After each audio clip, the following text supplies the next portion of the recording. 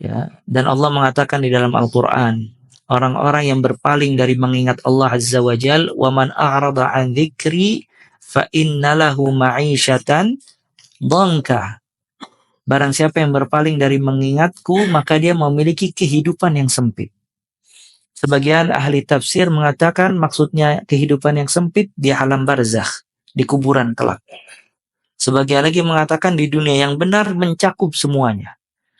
Ya, manusia apabila berpaling dari Allah, berpaling dari mengingat Allah, berpaling dari beribadah kepada Allah Azza wa Jal, berpaling dari perintah-perintah Allah Subhanahu wa taala, maka dia akan diberikan oleh Allah ma'isyatan dhanka, kehidupan yang sempit.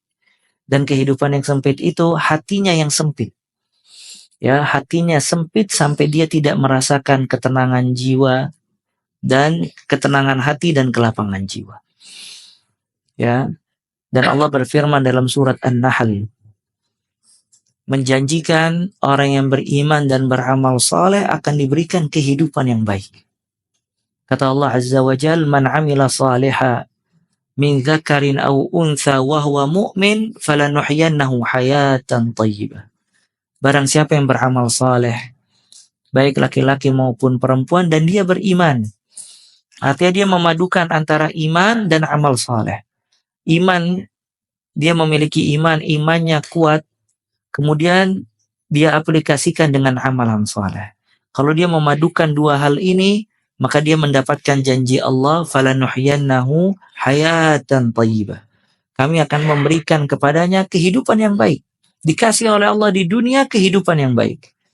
Adapun di akhirat, walanajziyannahum ajrahum bi ahsani ma kanu ya'malun. Kami akan berikan pahala dan ganjarannya yang lebih baik daripada amalan yang mereka kerjakan. Maka orang yang memadukan antara iman dan amal saleh, di dunia dia mendapatkan kehidupan yang baik. Dan kehidupan yang baik, qalbun mutmain, hati yang tenang dan jiwa yang lapang.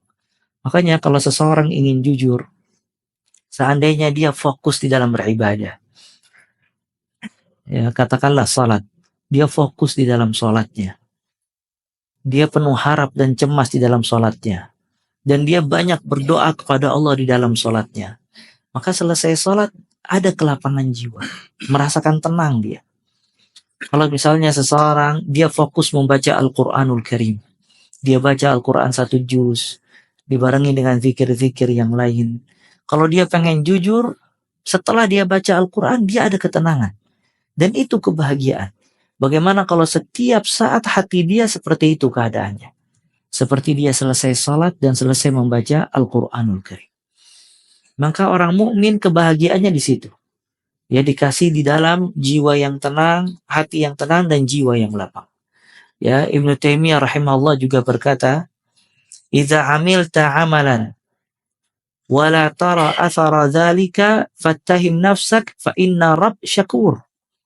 Kalau kamu mengamalkan satu amalan, kemudian setelah beramal kamu tidak menemukan bekas dari amalan. Artinya bekas amalan ini ketenangan hati.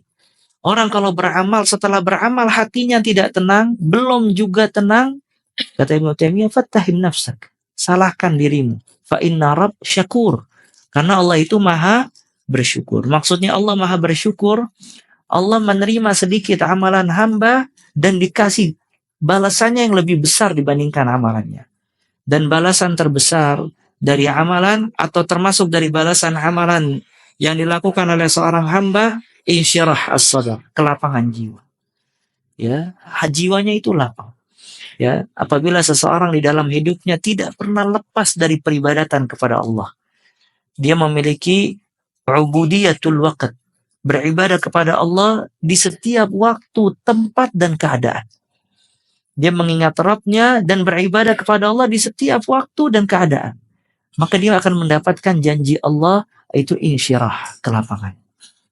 Kalau dia tidak mendapatkan kelapangan ini, maka salahkan dia. Mesti ada yang salah di dalam ibadahnya. Imma kurangnya keikhlasan, atau ibadahnya tidak ittiba, mengikuti petunjuk Nabi SAW, dan seterusnya.